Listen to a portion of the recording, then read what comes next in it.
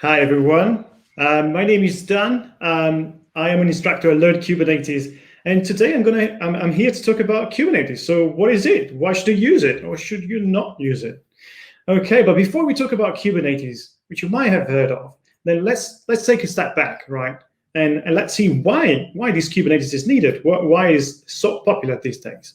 Now, back in the days before Kubernetes was a thing, we used to have large applications, and these large applications were quite big. So in the recent past, what we found is that dividing them into smaller chunks actually makes a lot of sense, and we migrated towards this sort of microservice architecture, right? And we thought it's a good thing, right? It's good because we can deploy this application independently. Each team can work on a separate feature, and then if one breaks, then the failure is isolated, right? So overall, less risky. So we should do it, right? It's a really good idea. However, there are some downsides. So when you had a single application, what you used to do is you used to wrap that inside a virtual machine, inside a server, and then you deploy it, you're done. Okay, but now that we break everything down into smaller components, then what we need to do is, of course, we need to wrap each single component in its own virtual machine, right, into its own server. And since microservices is not just about 4 applications or more of them, then we face the challenge that we have got a lot of virtual machines, a lot of servers in our infrastructure. Okay, and when you have a lot of virtual machines in your infrastructure, then there are a couple of things that you might notice. So the first one is each virtual machine comes with an operating system. So it has an operating system, and then the rest of the resources on your virtual machine are usable for CPU and memory. Okay, so if you've got a few virtual machines with few large applications, then the ratio between what's usable by the operating system and what you can use with the application is quite small, right? So overall, running the operating system costs you about 2 to 3% of your resources. Those are resources that you have to rent from Google Cloud or Azure or AWS, and then you won't get back. But it's only 2-3%, so something that you can ignore. However, when you tend to use a lot of microservices or a lot of applications into smaller virtual machines, what happens is you tend to use smaller virtual machines. Okay, so 1 gigabyte, 2 gigabyte of RAM, maybe 1 or 2 CPUs. And what happens is the ratio between what is utilized by the operating system and what is actually available to you changes quite dramatically. So we're talking about 6 to 10%. So basically that means that every time you launch a virtual machine, 6 to 10% is used by the operating system, and that 10% cannot be claimed back. Okay, so you're wasting a little bit of resources by having smaller virtual machines and a lot of microservices. But that's not the only issue. The other issue that you might face is that usually we deploy applications using automated pipelines, right? So we might have a system that grabs your application, it packages it inside the virtual machines, and then deploys it. Now, when you provision this virtual machine before you deploy the application, you might actually decide to pick always the same size. You might be provisioning always a 16 gigabyte of RAM and 4 CPUs, in virtual machines, and just deploy your application, right? It doesn't matter if your application is small or large, you always provision the same virtual machine. Now, if you're dealing with few and large applications, that's not a problem at all. But when you're dealing with applications of all sizes, like in microservices, for example, you might have machine learning application that requires a lot of memory, or requires a lot of CPU, or you might have real-time application that use more memory. All of these applications come in different shapes and sizes, which basically means that they will utilize your resources inside the virtual machines in different way, right? So in this particular case, you can notice that we're wasting quite a lot of space because we're always provisioning the same virtual machine.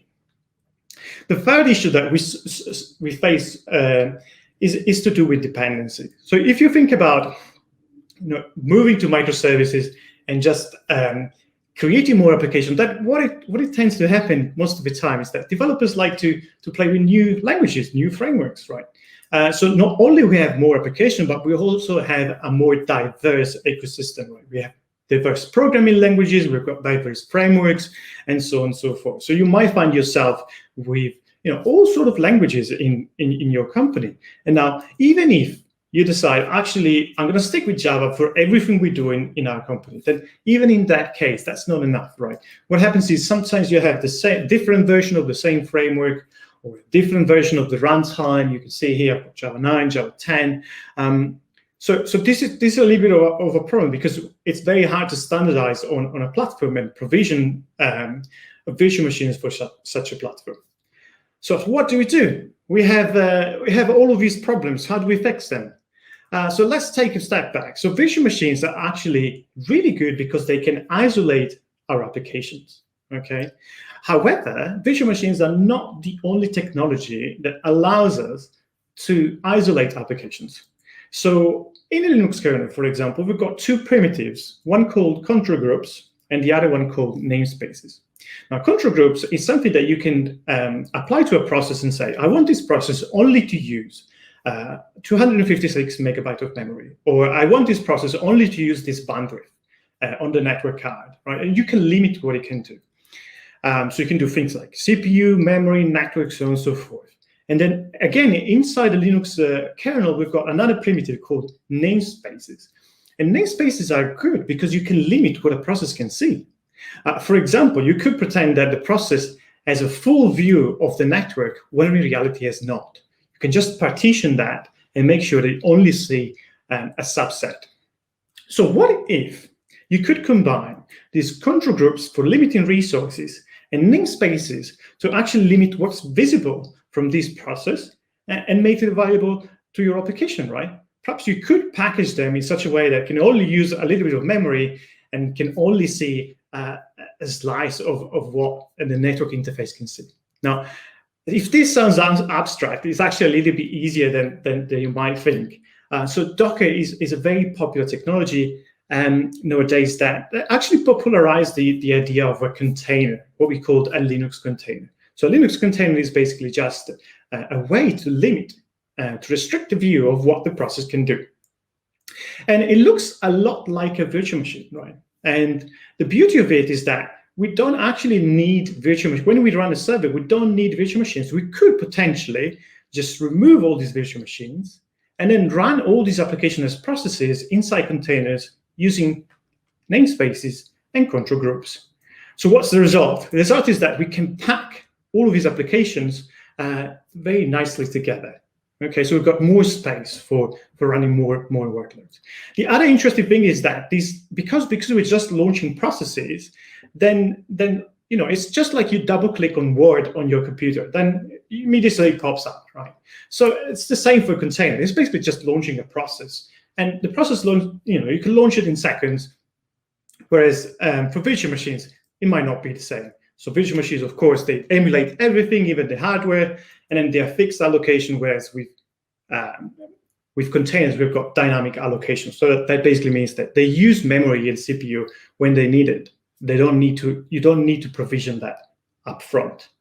Okay, so this is actually a good idea, but there is also a third benefit of using containers, which is you usually package all of the dependencies together. So in the past, you might have asked someone else, could you please provision an environment for this so I can deploy my applications? Could you provision a Python environment so I can run my Django or my Flask app? With containers, we don't do that. What we do is we just describe what we want inside a container, and then we package everything, all of the dependencies together.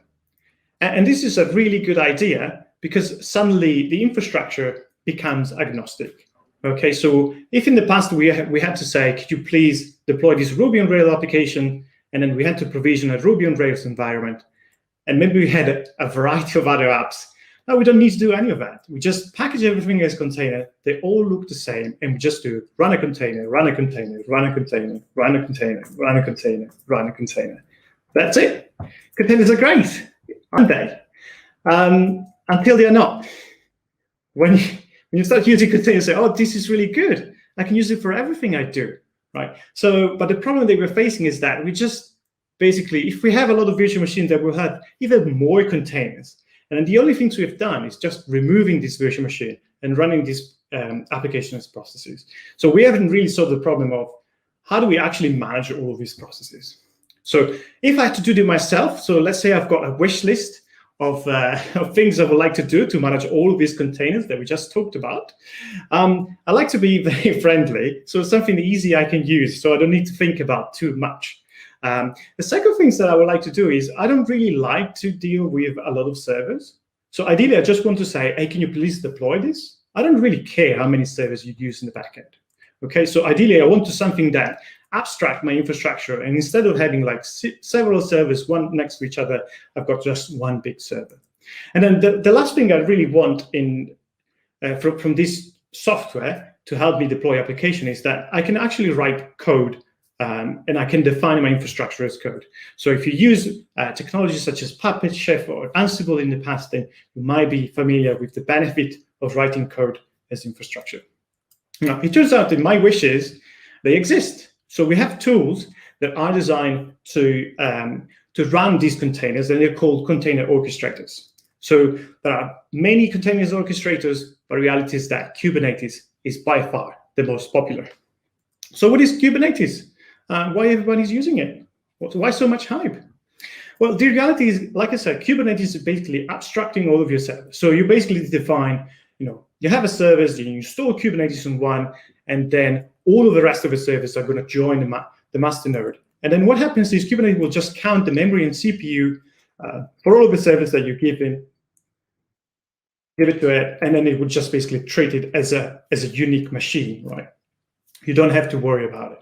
The other interesting things about Kubernetes is that it's got a smart scheduler, which basically means that every time you submit a container, then Kubernetes will scan the infrastructure and will decide where to place this container. Okay, if another container comes in, and then we'll just inspect and move it on the other side.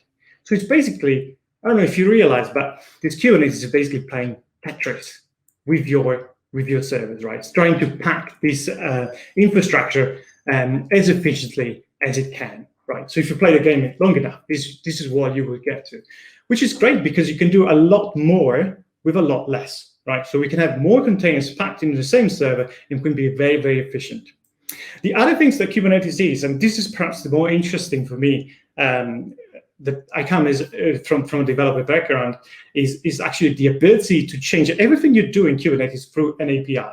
And then you could basically, in this particular case, what I'm doing is just retrieving an API. If I want to retrieve what's available in a namespace, I can do an API. So in Kubernetes, we have an API for everything. So if I want to create a deployment, I use an API. If I want to create a load balancer, I create an API, and so on and so forth. And this is great because I could potentially write a lot of automation on top of this API. So in this particular case, I've got 2 nodes. So if I want to create a deployment, that's an API call. So if I want to create a new server, an API call. If I want to create a load balancer, that's again another API call. So very, very easy. So if you're familiar with a programming language, then you can just interact with the cluster directly and then just script everything that is there.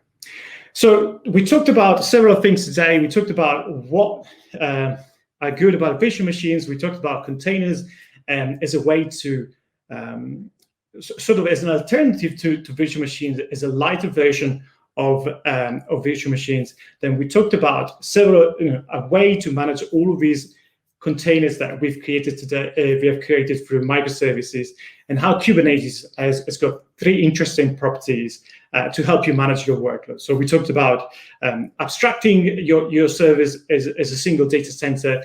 We talked about an API, a powerful API that can be scripted, and we talked about a scheduler that allows you to play Tetris with your containers.